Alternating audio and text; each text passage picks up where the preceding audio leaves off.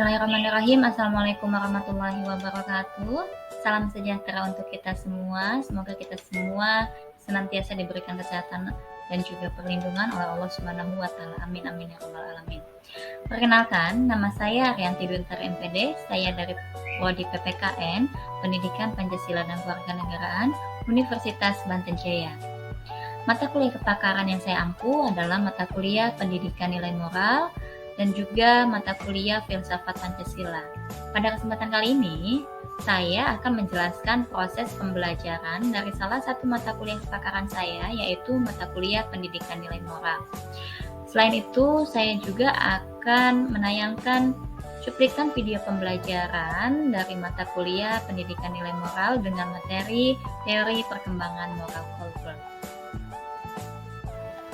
Deskripsi singkat mata kuliah Pendidikan Nilai dan Moral, di mana mata kuliah ini bertujuan agar mahasiswa mampu mengenal dan memahami hakikat dan makna nilai, norma, dan moral, memahami tahapan perkembangan moral, mengenal aliran-aliran filsafat moral, memiliki dan juga menerapkan teori perkembangan moral yang luhur guna mewujudkan manusia Indonesia yang beriman, bertakwa, dan berkepribadian utuh sesuai dengan tujuan pendidikan nasional.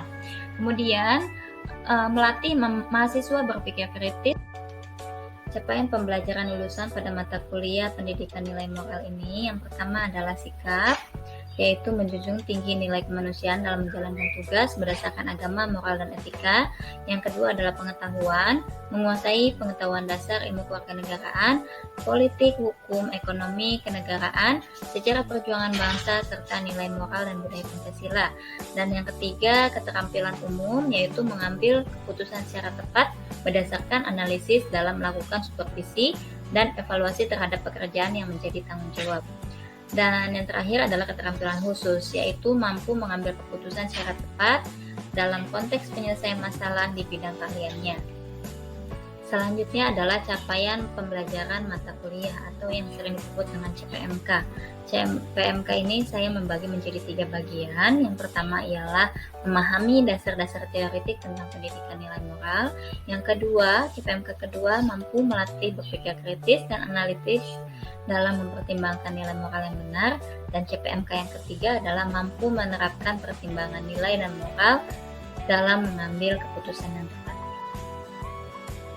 Adapun kajian atau materi ajar pada mata kuliah ini, yang pertama hakikat dan makna nilai, norma, nilai moral, dan juga norma moral. Yang kemudian yang kedua ini membahas mengenai konsep moral, mulai dari pengertian, tujuan, fungsi, macam, wujud, serta sumber-sumber moral. Yang ketiga membahas mengenai hati nurani, mulai dari bentuk dan juga sifat hati nurani. Yang keempat adalah tahapan perkembangan moral dan teori perkembangan moral kognitif Piaget. Yang kelima adalah tahapan perkembangan moral Kohlberg dan juga perkembangan lainnya. Yang keenam mengenai hakikat pendidikan nilai moral dan pendekatan dalam pendidikan nilai moral. Yang ketujuh, kompetensi pendidikan moral dan mode pembelajaran apa yang tepat untuk pendidikan nilai moral ini. Dan yang kedelapan adalah pengembangan moral pendidikan nilai moral Indonesia dari masa ke masa. Kemudian juga yang kesembilan, pendidikan kewarganegaraan sebagai pendidikan nilai moral. Yang ke-10, Pancasila sebagai sumber pendidikan nilai moral, dan yang ke-11 adalah makna nilai dalam setiap sila-sila Pancasila.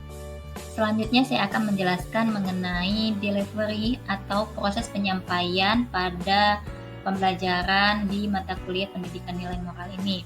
Proses penyampaian materi pada mata kuliah ini saya lakukan secara tatap muka ataupun tatap maya, kemudian dengan pemanfaatan grup online seperti Telegram Group, kemudian juga penggunaan aplikasi atau platform seperti Zoom Meeting, Google Meet untuk pelaksanaan video conference, dan kemudian ada Google Classroom, dan juga ada YouTube untuk penyampaian materi yang dari bahan ajar yang telah saya buat.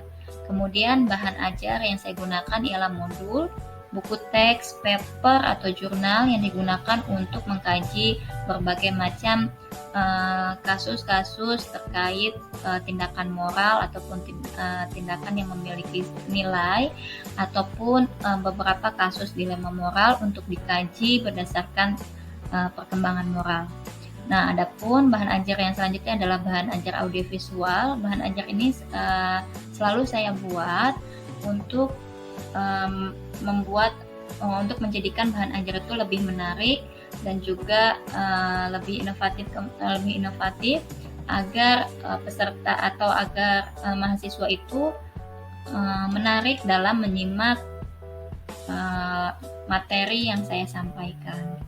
Yang audiovisual ini merupakan sebuah video pembelajaran ataupun video explainer yang kemudian saya upload di YouTube untuk bisa disimak oleh rekan-rekan mahasiswa. Yang selanjutnya adalah strategi pembelajaran. Saya sebagai dosen ataupun pendidik dalam proses pembelajaran tentu saja harus menentukan tahapan-tahapan pembelajaran ataupun menentukan strategi pembelajaran yang tepat bagi mahasiswa dalam mata kuliah tersebut. Adapun strategi pembelajaran dalam mata kuliah pendidikan nilai moral ini, yang pertama ada pendekatan, yaitu saya menggunakan pendekatan student center approach atau yang disebut sebagai pendekatan yang berpusat pada siswa atau berpusat pada mahasiswa. Kemudian metode yang saya gunakan adalah ceramah, diskusi, brainstorming, dan juga tanya jawab.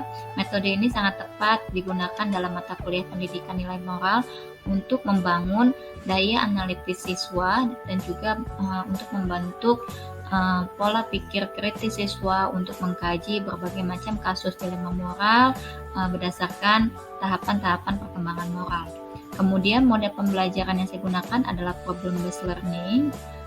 Seperti yang saya ungkapkan sebelumnya bahwa problem based learning ini juga tepat untuk mata kuliah pendidikan nilai moral karena mengkaji berbagai macam kasus ataupun permasalahan untuk dilihat berdasarkan tahapan perkembangan moralnya.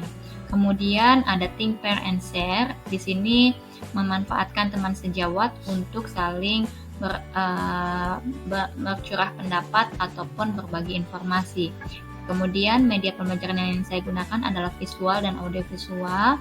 Visual di sini adalah berupa gambar dan juga audiovisual berupa tayangan-tayangan video. Adapun proses interaksi dalam pembelajaran, baik itu interaksi antara mahasiswa dan dosen ataupun interaksi antara mahasiswa dengan mahasiswa, ini dilaksanakan melalui metode ceramah, tanya jawab, diskusi, studi kasus, dan juga pada tahapan assessment atau penilaian proses pembelajaran ini dilihat dari kedisiplinan atau presensi, kemudian penugasan, kuis, UTS, dan juga UAS. Adapun persentasenya adalah presensi itu sekitar 10%, penugasan 20%, dan yang terakhir adalah cuplikan video pembelajaran mata kuliah pendidikan nilai moral. Selamat menyaksikan. Bismillahirrahmanirrahim. Assalamualaikum warahmatullahi wabarakatuh. Waalaikumsalam warahmatullahi wabarakatuh. Gimana kabarnya hari ini? Alhamdulillah. Awali perkuliahan dengan berdoa bersama-sama. Silahkan berdoa menurut kepada masing-masing. Berdoa mulai. Selesai. Sebelum kita memulai perkuliahan hari ini, Ibu akan sedikit mengulas nih teman-teman, apa yang sudah kita pelajari minggu lalu. Kira-kira ada yang masih ingat sih? Ada yang masih ingat nggak apa yang sudah kita bahas minggu lalu? Ada yang masih ingat apa materi minggu lalu? Saya, Bu. Oke, silahkan. Minggu lalu itu mengulas tentang hati nurani adalah yang menilai apa yang kita lakukan secara moral. Oke, hati nurani itu adalah apa yang kita lakukan secara moral. Oke, bagus. Bahwa hati nurani itu adalah ibaratnya adalah sebuah instansi, ya, sebuah instansi untuk menilai baik atau buruk perbuatan kita sendiri, gitu ya, baik perbuatan yang sudah kita lakukan di masa lampau ataupun perbuatan yang akan dilakukan, gitu ya, seperti itu. Itu adalah pembahasan kita minggu lalu. Nah, beranjak dari pembahasan mengenai hati nurani, kita akan masuk ke dalam pembahasan selanjutnya, yaitu adalah pembahasan mengenai perkembangan moral, yaitu perkembangan moral Kolberg. Sebelum masuk lebih jauh, Ibu akan jelaskan terlebih dahulu pokok bahasannya. Jadi teman-teman, untuk outputnya hari ini dalam pembahasan hari ini, teman-teman diharapkan mampu mengkaji mengenai tahapan-tahapan perkembangan moral Kolberg dan juga mampu mengkaji mengenai dilema moral. Ya, nah ini adalah pokok bahasan yang akan kita pelajari hari ini mengenai tahap perkembangan moral Kolberg dan juga dilema moral. Oke. Sebelum mengulas lebih jauh mengenai tahapan perkembangan moral, teman-teman di sini ada yang tahu nggak sih apa sih sebenarnya tahapan perkembangan moral itu? Tahapan. Oke, silahkan kepada Agung. Ya, tahapan. Bu. Oke, silahkan. Tahapan perkembangan moral itu sebuah tingkatan atau ukuran daripada tinggi rendahnya moral seseorang. Oke, bagus ya, bahwa tahapan perkembangan moral itu ukuran tinggi rendahnya sesuatu perkembangan moral seseorang. Oke, bagus. Yang lain ada yang mau berpendapat apa sih tahapan perkembangan moral? Oke, silakan. Kalau perkembangan moral itu berperilaku sikap seseorang yang berkembang melalui tahapan-tahapan tersebut. Oke, jadi perilaku seseorang, jadi tahapan perkembangan itu mengenai tahapan perilaku seseorang. Oke, bagus. Jadi tahapan perkembangan moral itu merupakan sebuah tingkatan, iya kan? Tahapan itu adalah tingkatan. Jadi tahapan itu adalah sebuah stage atau tingkatan perkembangan moral seseorang, ya, baik itu terkait perilaku seseorang atau mungkin tinggi rendahnya perkembangan moral seseorang. Menurut Lawrence Kolberg, ya, tahapan perkembangan moral itu adalah moral development stage, is stage or nomenclature of justice reasoning. Jadi berdasarkan pendapatnya Lawrence Kolberg ini, dia menyatakan bahwa tahapan perkembangan moral itu adalah sebuah tingkatan penalaran, gitu ya. Jadi tahapan perkembangan itu adalah sebuah tingkatan penalaran seseorang, gitu. Beranjak ke pembahasan selanjutnya mengenai tahapan perkembangan moral Kolberg. Teori perkembangan moral Kolberg ini memiliki beberapa level. Nah, namun sebelum ke sini, sebenarnya teman-teman tahu nggak siapa sih Lawrence Kolberg itu? Tahu nggak sih? Belum ya? Belum ada yang tahu. Nah, jadi sebenarnya Lawrence Kolberg ini adalah seorang warga negara Amerika. Dia itu adalah guru besar dalam pendidikan dan juga psikologi sosial. Ya, dia itu adalah guru besar psikologi sosial. Dia itu adalah guru besar pendidikan. Dia melakukan penelitian selama 18 tahun. Bayangkan, dia melakukan penelitian bukan hanya setahun, 6 bulan atau 2 tahun, tetapi dia melakukan penelitian selama 18 tahun. Untuk meneliti apa? Untuk meneliti perkembangan moral seseorang. Yang dia amati itu seperti apa? Yang dia amati itu bukan perilaku moralnya.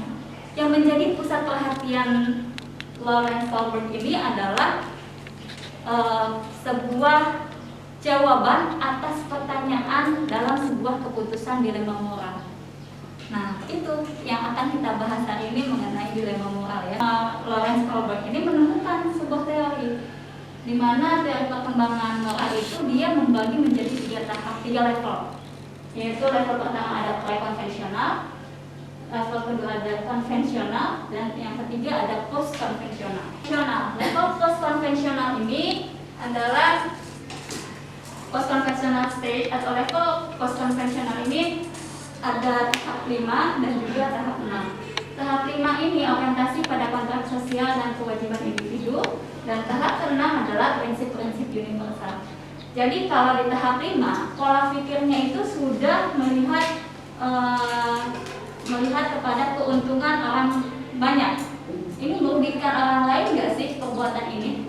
Kalau ternyata perbuatan ini merugikan orang lain, berarti ini bukan perbuatan yang baik, gitu ya. Kalau merugikan orang banyak, gitu ya. Nah, itu sudah pada tahapan kelima. Kalau tahapan ke-6 ini lebih dalam lagi, lebih kepada prinsip-prinsip universal. Ini lebih kepada berpegang pada hati nurani, gitu ya. Sebuah tindakan itu atau misalnya seseorang itu bertindak karena memang itu benar, bukan karena ada maksud pribadi. Gitu. Bisa dipahami teman-teman sampai sini? Bisa. Oke. Nah, sebelum kita masuk ke pembahasan berikutnya mengenai dilema moral, ada yang mau bertanya terkait tahapan perkembangan moral? Oke, bertanya Bu, silahkan Eka. Tadi kan udah disebutin kan tentang tahapan-tahapan moral, kan ada 6 tahapan. Nah pertanyaannya, apakah tingkatan tahapan perkembangan moral ini dapat disesuaikan dengan usia nggak Bu? Oke, bagus sekali pertanyaannya. Jadi tadi Eka bertanya teman-teman, apakah sebenarnya tahapan perkembangan moral ini disesuaikan dengan tahapan perkembangan usia seseorang? Sesuai nggak sih? Misalnya di usia 0 sampai 6 tahun dia berada di tahapan yang pertama. Apakah pasti seperti itu? Kemudian ketika dia semakin dewasa berarti dia sudah pada tahapan yang paling tinggi, yaitu tahapan ke-6. Pasti nggak seperti itu? Kira-kira menurut teman-teman? Apakah sesuai? Tidak ya? Gitu. Tidak pasti. Karena apa? Jadi usia itu tidak mempengaruhi tahapan perkembangan moral.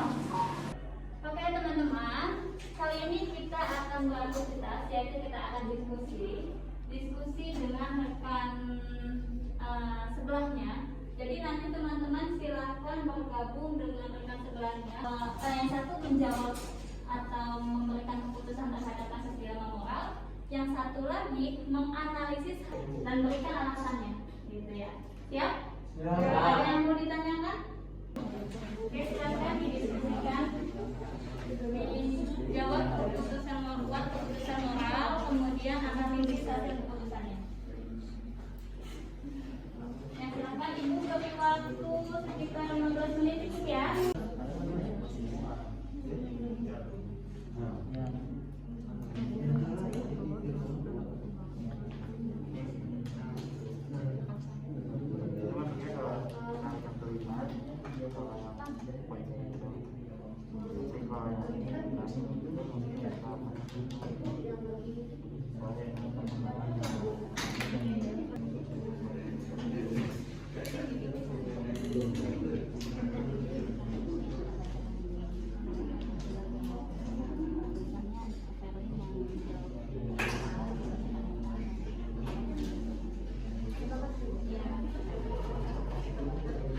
Dua kelompok untuk mempresentasikan hasil diskusinya.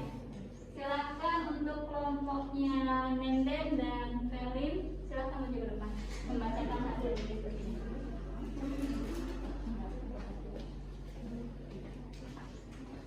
Di sini Bu. Ya. Yang akan saya lakukan saat itu terjadi, maka saya tidak akan membiarkan pengemis itu masuk karena takut dimarahin orang tua, kedua orang tuaku. Saya akan menekankan lagi dari keputusan Mendel, yaitu bahwa keputusan ini termasuk dalam perkembangan moral tahap 1, yaitu orientasi kepatuhan dan hukuman. Oke, terima kasih kepada, silakan duduk kembali.